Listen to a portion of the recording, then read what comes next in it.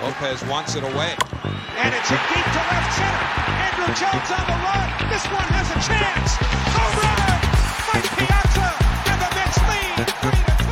Bartolo has done it! The impossible has happened!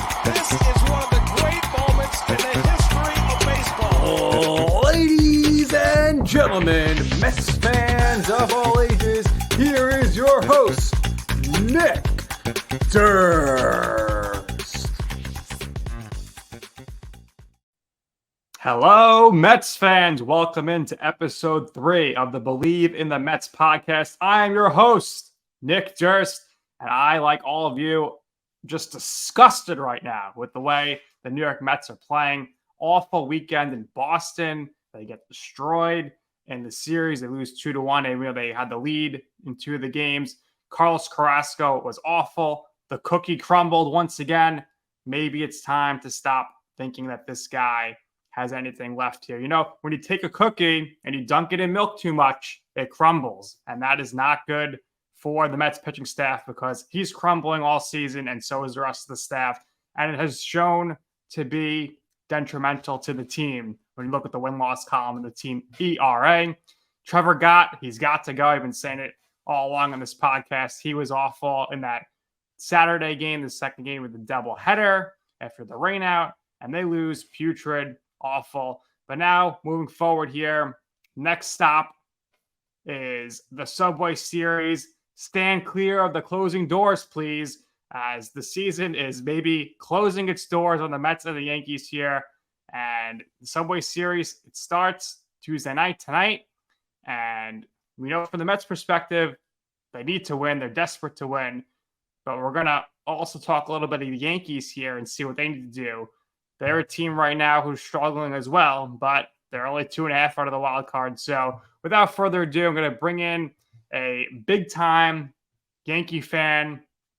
You may know him as the fantasy executive in the fantasy world, but he is a big-time Yankee fan as well. So without further ado, welcome into the show, the one and only Corey Parson. Corey, what's up, man? What's up, Nick? What's the deal? What's going on? Good to be chilling with you. You know what I'm saying? This time of year, obviously, we get ready to turn the page into NFL season, but there's plenty of baseball going on, especially in the Big Apple. You know what I'm saying? New York is a baseball crazy city, maybe the most baseball crazy city in the country. And right now, it's not allowed to be crazy about the optimism of the New York Mets. I even bought into it. Right now, we see nothing. And then the forever pessimism of the New York Yankees actually seems to be a real thing this year. So here we are in late July, and this will probably be the only Subway Series we see this year. Yeah, so we're going to talk Subway Series, of course, but right now, a quick thing on the Yankees here first before we talk about the series itself. Ever since Aaron Judge went down, the Yankees have really struggled offensively, and they're running a bunch of no-names out there.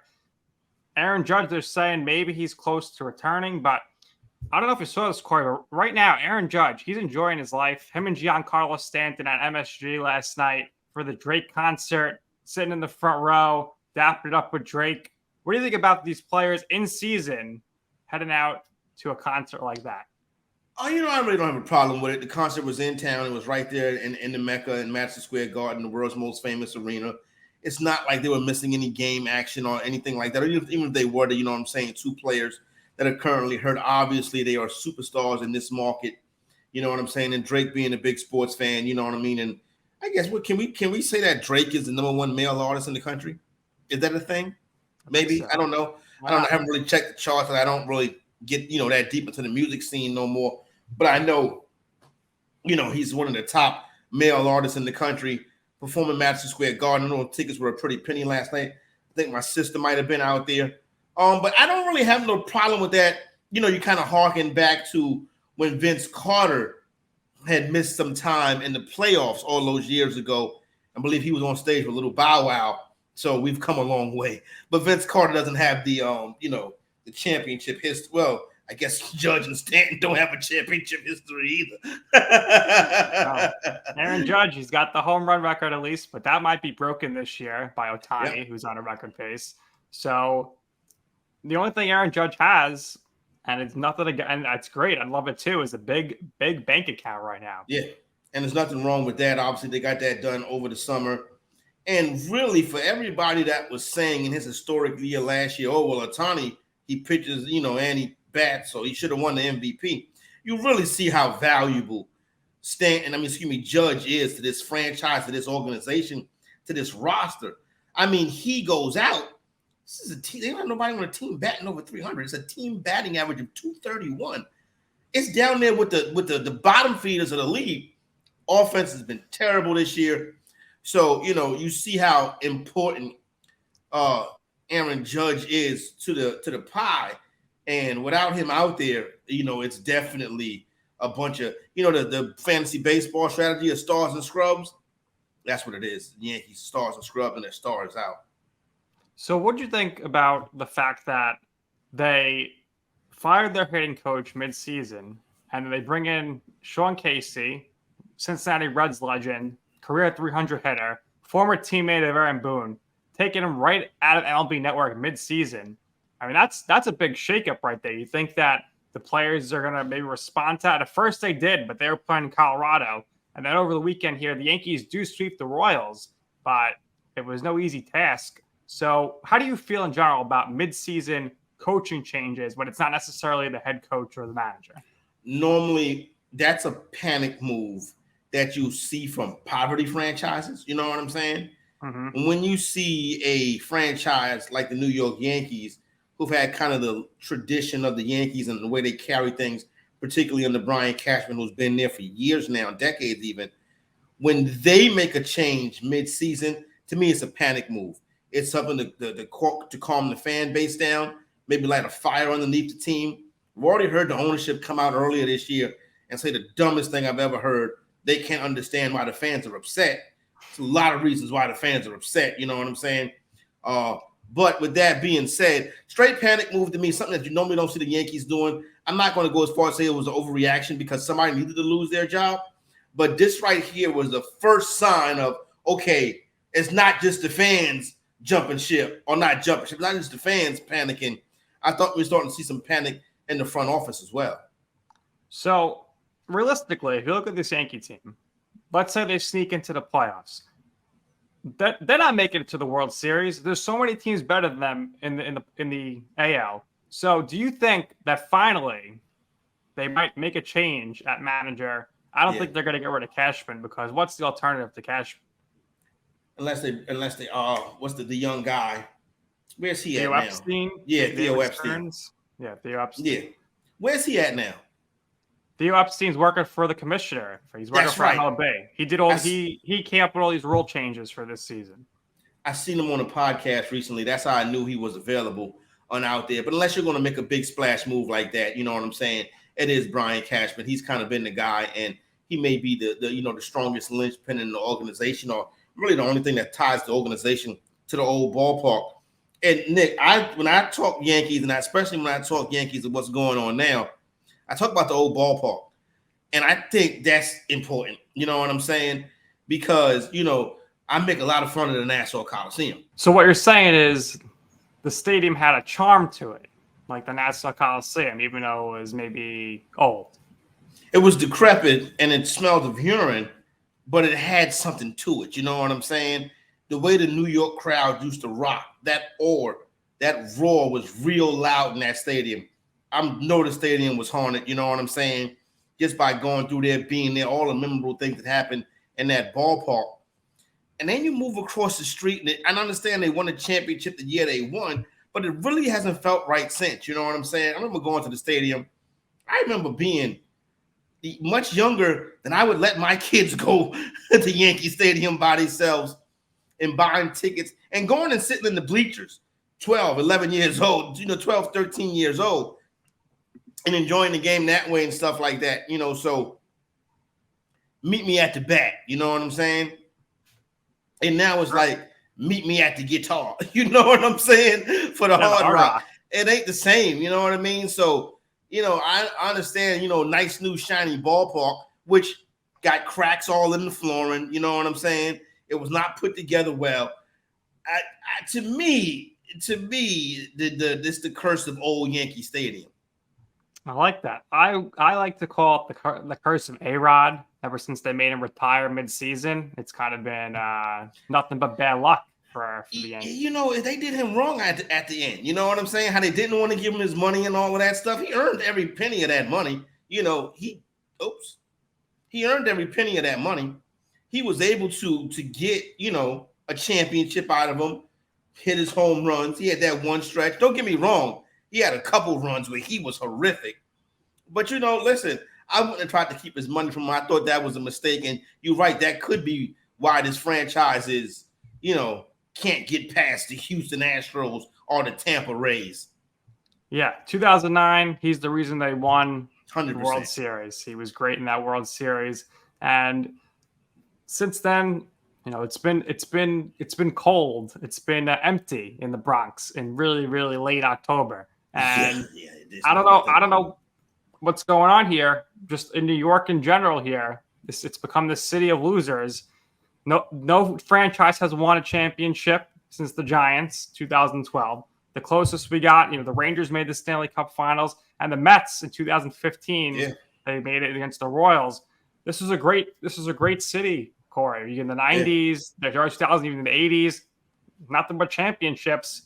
But since then, it's kind of been bare. No parades. No, we have not seen Ticker Tate fall from the Canyon of Champions in quite a while right now. And you see other legendary sports cities doing their thing and getting it done. And New York is nowhere near it right now. But, you know, right quick on A-Rod before I hop into what's going on in New York. In their playing days, Derek Jeter was beloved and Alex Rodriguez was hated. In their post-playing days, Alex Rodriguez is beloved and Derek Jeter is hated. Yeah, it's interesting, isn't it? Yeah, it's good. It's a good public relations team. And I don't know if you've seen much of Derek Jeter on Fox, but big downgrade from Frank Thomas. Derek Jeter has nothing to the broadcast. He's very dry. He's very serious and monotone. That was a great broadcast because of the comedic timing and the funniness with Big Papi, A-Rod, Burkhart. They had Pete Rose for a season, Keith Hernandez, Terry Collins, and the big hurt, Frank Thomas. At Fox, they go for the big name and Derek Jeter. And it's just not clicking for them. So what would it make you think that Derek Jeter would be a good media personality? He was the driest guy in the history of sports media as far as getting the quota, getting something. Like when they did The Last Dance, you know how Michael Jordan was like, oh, you know, I took offense to that. And Derek Jeter, you had nothing like that when it came to Derek Jeter. There was nothing about it. It's just so bland and boring. And that's what they made the broadcast. But, you know, I find it interesting. Now, as far as these teams go, not only are they not winning championships, but you can say at different points, the Knicks, the Mets, and the Jets have been the biggest embarrassments in their respective sports. So it's not just that they're not winning, they're legendarily not winning and becoming laughing stocks of the leagues while they're at it. New York is a great baseball city. And you don't even have a shot at having, you know, both teams in the Subway Series again anytime soon, at least. And then again, it could turn around quickly. Who knows? Madison Square Garden, the Mecca, the world's most famous arena. 2 of the past 3 years, decent basketball with the Knicks. But look how many years that place has been terrible. Look at St. John's. You know what I'm saying? They bring in Patino now. Maybe that turned the thing around, but they had to go back to New York City's legendary basketball past. You know what I'm saying? So it's tough. But when you look, and even look at the Giants in 2007, that was a hell of a run, right? But they was getting ready to run Tom Coughlin and Eli Manning out of town in 2007. Yep. 11, once again, another great run. They've been terrible since. You know what the Jets are. Hopefully they can turn it around now and they bring Aaron Rodgers in. So that gives them a little bit of excitement.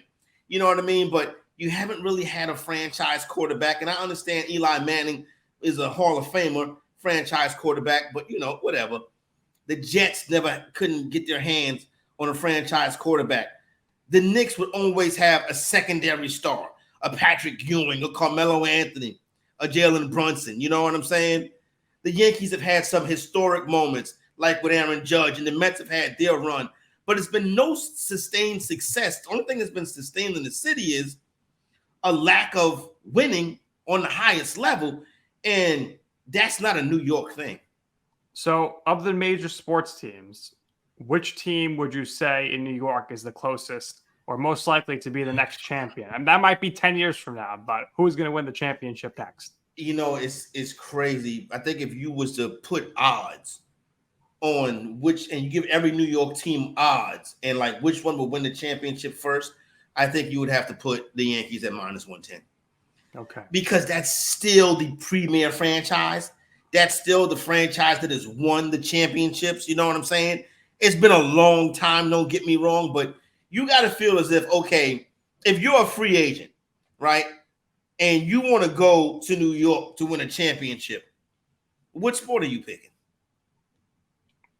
Well, I think my answer to this, just because of the money factor, is I'd go with the Mets, because I think Steve Cohen, he's going to, it might blow up in their face like it did this year, but he's committed when he's giving two 40-year-old pitchers $86 million between the two of them.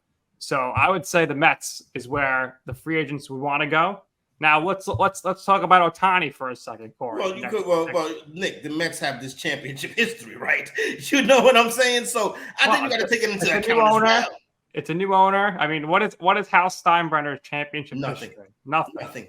But so I think Steve Cohen's got more money than Hal Steinbrenner last time I checked. So we'll see what happens with the money. Now, since we're talking Mets Yankees here, Shohei Ohtani, if you're him, if he says, let me go to New York, first of all, I don't know why I'd come here, because he didn't like New York in the first place years ago.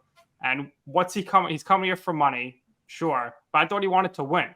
He's not going to win a World Series, I don't think, next year with either of these two New York teams. So maybe he's going to go to Los Angeles Dodgers, which are the heavy favorites right now. But if you're Ohtani, where would you want to go? And if Brian Cashman brings you in, Corey, and is like, I need you to sell Ohtani and his agent to the Bronx and get him here, what are you going to do? If I'm selling the Bronx, I'm selling the championship history. And I understand that history may be in the past, but I'm selling the championship history. I'm selling the most passionate, entitled fan base in all the professional sports. That's right? And don't get me wrong, I throw the entitled in there. I'll be 100% honest with you. Entitled, passionate, yet entitled fan base in all the sports. And if you win as a Yankee, then you're legendary. You're with the Manos and the Maris and the Roofs and the Jeters and the Marianos, the Claude, the Riveras, and all of that. You're a part of that lore, that greatness of New York City. So I'm selling the franchise. I'm selling the city and the franchise and, Asian American fan base and, you know what I'm saying, a nice place to live in Westchester County. It may not be enough, though, because I'm sure the Dodgers and Chavez Ravine can sell just as well. You got an organization that it is at least going to try. Like, we discuss these teams and these ownerships, right?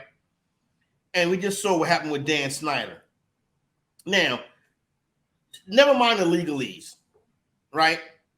4 decades, they couldn't get a franchise quarterback. Ultimately, that's what killed them. You know what I'm saying? So they were trying. These teams, Cohen is trying. I don't really know if Steinbrenner is trying. You know what I'm saying? Because they keep running back the same team. You run back champions. You don't run back the runner-up. You know what I think it is, Corey, with the Yankees. In the 90s, early 2000s, they were all about winning championships. In the 2010s and the 2020s, they're all about making money.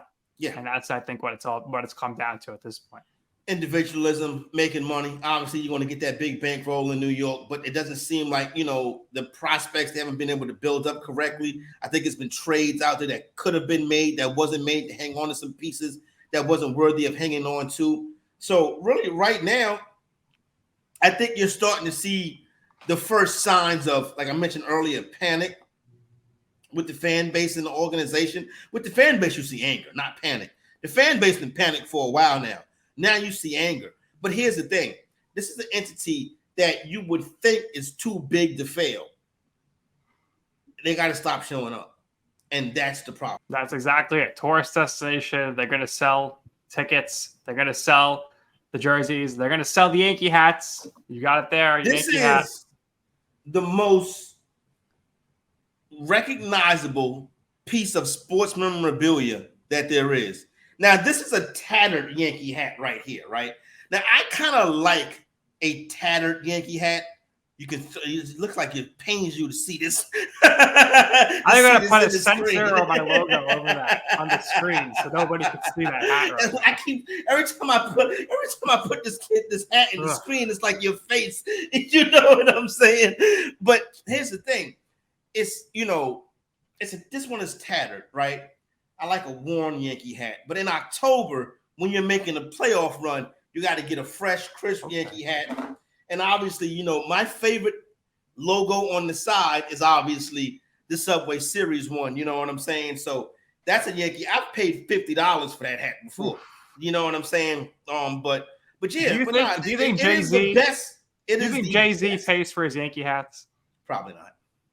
Like you said, he made the Yankee hat more famous than the Yankees can. I don't know if he went that far. You know what I'm saying? But he probably don't pay for him. New Era probably sends it right to him. Wouldn't that be nice? Has all hooked up with New Era or Fanatics. Just get shout out to our boy Michael Rubin. When are we going to get invited to the white party? Nick, when we go into the happenings for the white party? I'm surprised Aaron Judge wasn't there. I guess because it was in season. Yeah, that's probably the only reason why. But normally, he is somebody that would be there. But no, I do think it's the most the biggest piece of, it's the most famous piece of sports memorabilia there is. But do you see what the Yankees are hanging on to now?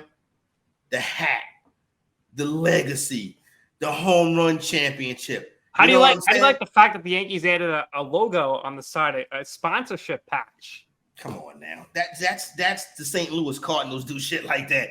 That's a poverty franchise adding patches, PayPal. You know what I'm saying? Like, what are we doing? This ain't the Denver Nuggets. It's the New York Yankees. Keep their tradition. So listen, when you start to see the Yankees adding patches to their shirt, you know what I'm saying? Something ain't right, Nick.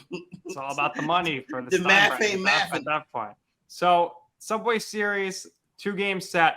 How do you feel in the sense that obviously these teams are always going to play each other every year, but I always loved growing up when it was special, it was unique. You had the 3 games at home for each team. Now you get 2 games. It's not a weekend set. You do a Tuesday and Wednesday twice in the season, unless it's the year that they're playing the AL East and NL East. I think it's kind of it loses its luster in that sense. If it's a Tuesday night, I mean, this is something the city used to get into huge.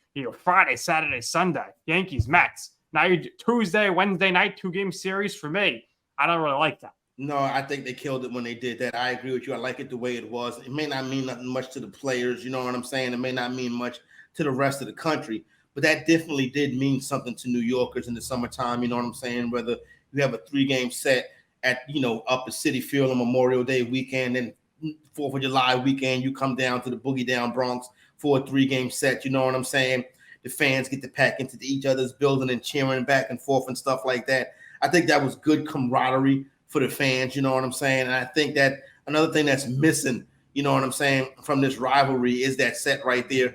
And it's probably something that's missing from both these teams. I think we're in a baseball marketplace right now where the Mets need the Yankees and the Yankees need the Mets. You know what I'm saying? So success for both teams would be paramount for the city. Look up there. Look up there. There you go, right up there. Winners and still champions. We'll see. So Subway Series, 2-game set. That's an old one right there. 2-game set. We'll see what happens. The Mets, they definitely need it more, I would say, in this instance, with their set well below 500. They'll probably split with these 2-game series. They always split, and we'll see what happens. But Corey, I want to put you on the spot here. Going to make you a little uncomfortable. I need you to give me your 5 favorite Mets of all time. Oh, my 5 favorite Mets of all time. That's actually a good one. I've met a lot of New York Mets. You know what I'm saying? From doing work at Sirius XM, and shout out to Scott Engel. We used to have this thing that we did, this series called Roto Experts at the Park, and we spent a lot of time, at Citi Field and Yankee Stadium. You got a chance to meet Mariano Rivera, Derek Jeter. Those are stop in your tracks type guys. But as far as the Mets go, always David Wright has always shown a lot of love. Big fantasy football player.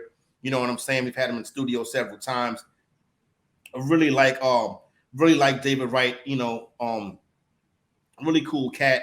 Growing up, I wanted to be Darryl Strawberry. You know what I'm saying? So I got to throw Darryl Strawberry in there.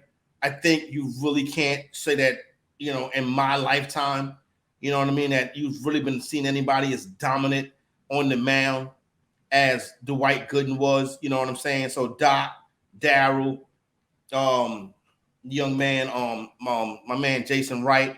What's his name? David Wright. David Wright. I said Jason Wright. David Wright. Those three come to mind immediately.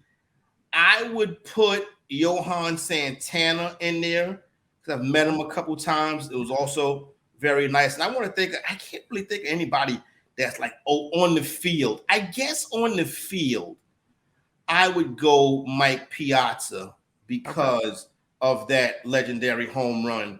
You know what I'm saying? In 2001 after September 11th. You know what I'm saying? That was something you feel good about as a New Yorker. Like, I felt good about, like, Nick, you don't understand that I have made a lot of my career in sports media has been making fun of the Mets. Like, I am great at making fun of the Mets. I don't do it as much no more. You know what I'm saying? I think it kind of stopped in 2015. Like, the Chase Utley thing in 2015, I didn't like that. You know what I'm saying? I do not like Philadelphia. I do not like Philadelphia. I do not like Boston. I like about the Phillies fans. Yeah, I do not like Philadelphia. I do not like Boston. Like, I'll root for the Mets before I root for those teams. Now, Met fans will always root for the Red Sox, and I'd be like, come on, bro. You know what I'm saying? But in 2015, I was a fan. I championed. I rooted. You know what I'm saying? I want to see New York City teams do well. So I think I may have grown out of the rivalry where I want to see them do well, but not too well. Because here's the thing. If you ever have another Subway Series, if the Mets win, the Yankees' other 27 championships don't mean nothing. And that's what it comes down to. It's a lose-lose situation for the Yankees to play the Mets in the World Series. It just is. Because they're supposed to win. And if they don't, oh, man. You can forget about it. You know what I'm saying? So that's where I stand with it right there. But, I wish them success for the rest of the season. I was happy to see the ownership come in there and everybody be optimistic and stuff over the ownership. Listen, we probably need new ownership in the Bronx as well, but that's not going to happen. That's a legacy name and a legacy franchise. But no, I would go with those 5 players as my favorite Mets of all time. You know what I mean? You definitely had some strong memories come from those guys. And that 2015 team, that was a fun run. Absolutely. Too bad they couldn't finish the job. They may be heartbroken, but that's what being a Mets fan is all about, I guess. And if they ever win, it'll be so much sweeter. Corey, it's been great. Thanks for joining me. Let everybody know where they can find you. Well, right now, you can find me on the Better Network in the morning time and stand by. You can find me on X, the social media platform X, at the Fantasy Exec. All right, there you go, Corey. This has been great. Thanks for joining us. And for everybody out there, make sure you are following us on social media. We are at the same hashtag on every single platform. So make sure you go out there and you follow us on Bleav in the Mets. So for Corey, I'm Nick. And without further ado, folks, we are going to end this show and hope for the best in the Subway Series. And let's go Mets.